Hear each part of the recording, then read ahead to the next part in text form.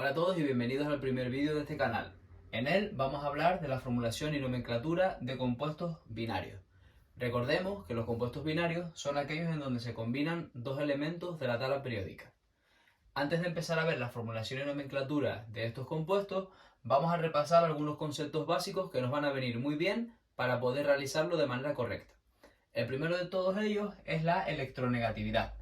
La electronegatividad es la capacidad que tienen los elementos de la tabla periódica de atraer los electrones. Bien, en la tabla periódica la electronegatividad aumenta a medida que voy a la derecha y subo en el periodo. Por lo tanto, los elementos que se encuentren en esta zona de la tabla periódica serán más electronegativos, por lo tanto tendrán más capacidad de atraer los electrones, y los que se encuentren aquí tendrán menos capacidad de atraerlos y más capacidad de cederlos. ¿Por qué es importante el concepto de electronegatividad? Es muy importante que lo tengamos claro porque a la hora de formular el elemento que es más electronegativo tengo que colocarlo a la derecha y el menos electronegativo a la izquierda. Y a la hora de nombrar, el elemento más electronegativo es el que yo voy a nombrar primero de todos. Por eso es muy importante tenerlo en cuenta. Por otro lado, el siguiente concepto es la valencia química, que es la capacidad que tienen los elementos para combinarse. Se suele expresar o se expresa en números algebraicos y cada elemento tiene una o varias valencias químicas. El siguiente concepto es el número de oxidación, que es la capacidad que tienen los elementos para perder electrones o para ganarlos, formando iones positivos, cationes, o iones negativos, aniones, según haya perdido, o haya ganado electrones. Estos dos conceptos son muy importantes y tenemos que tenerlos bien claros porque a la hora de formular y nombrar tengo que expresar el número de oxidación en una de las nomenclaturas que veremos más adelante. Suele expresarse en números algebraicos, pero la UPAC nos recomienda expresarlo entre paréntesis y números romanos, siempre. Y por último tenemos el prefijo multiplicativo. Este prefijo multiplicativo nos va a ayudar para la hora de nombrar, por la nomenclatura de prefijos que veremos después, poder decir la cantidad que tenemos de cada átomo que está representado en la fórmula. Cuando hay solo un átomo, utilizamos el prefijo mono. Cuando hay 2 di, cuando hay 3 tri, cuando hay 4 tetra, 5 para penta, 6 para hexa y 7 para hepta, y así sucesivamente.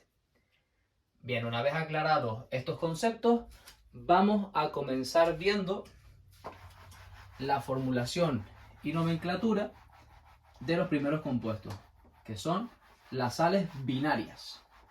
Las sales binarias son aquellas, que resultan de la combinación de un metal con un no metal. Sales binarias. Resulta de la combinación de un metal con un no metal. Bien. Aquí el elemento no metálico va a ser más electronegativo que el elemento metálico. Por eso lo vamos a colocar a la derecha. Cuando yo coloco a la derecha el elemento más electronegativo, este elemento siempre va a utilizar su valencia negativa. Siempre, aunque tenga valencias positivas. Al actuar como más electronegativo utilizará la valencia negativa. Y el metal tiene que utilizar o utilizará la valencia positiva o valencias positivas que tenga. Por eso lo vamos a representar así: M más X menos. Veamos un ejemplo de sal binaria. Vamos a coger el elemento metálico sodio, que tiene valencia más 1, más el cloro. Bien, el cloro tiene varias valencias. El cloro tiene valencias más menos 1, más 3, más 5 y más 7. Pero como está actuando como más electronegativo, utilizará la valencia menos 1. Siempre utilizan la negativa cuando está como más electronegativo. Cuando nosotros vamos a unir dos elementos, se tiene que cumplir el principio de electroneutralidad. ¿Qué quiere decir esto? Quiere decir que la suma de sus cargas siempre tiene que dar 0 y que el elemento, en la combinación de los dos elementos, tiene que ser neutra, siempre. Aquí, más 1 y menos 1 sí nos da 0. Por lo tanto, el compuesto final formulado nos queda NaCl. Vamos a ver qué ocurre cuando no da 0. Vamos a utilizar el ejemplo hierro. El hierro tiene dos valencias, más 2 y más 3. Y lo vamos a unir al cloro también. El hierro puede unirse al cloro de dos maneras. Puede unirse utilizando la valencia más 2 y utilizando la valencia más 3. Sin embargo, el sodio solo se podía unir al cloro de una manera, porque solo tiene una valencia. Por lo tanto, formará un compuesto único. El hierro no formará un compuesto único debido a que puede unirse al cloro con la valencia más 2 o con la valencia más 3 y formará distintos compuestos, que son los que vamos a ver ahora. Cuando el hierro está con la valencia más 2 y se une al cloro con la valencia menos 1, aquí vemos que la suma de sus cargas no da 0. Cuando esto ocurre, ¿qué es lo que hacemos? Cogemos sus valencias y las intercambiamos. Intercambiamos únicamente la valencia, el signo no. ¿Qué significa intercambiar? Significa que yo al cloro le voy a poner el 2, que es la valencia del hierro, y al hierro le voy a poner la valencia 1 del cloro. Como es 1, no hace falta indicar. ¿Esto por qué lo hacemos? Bien, como se tiene que cumplir el principio de electroneutralidad, es decir, tiene que dar 0, el hierro sabemos que tiene valencia más 2.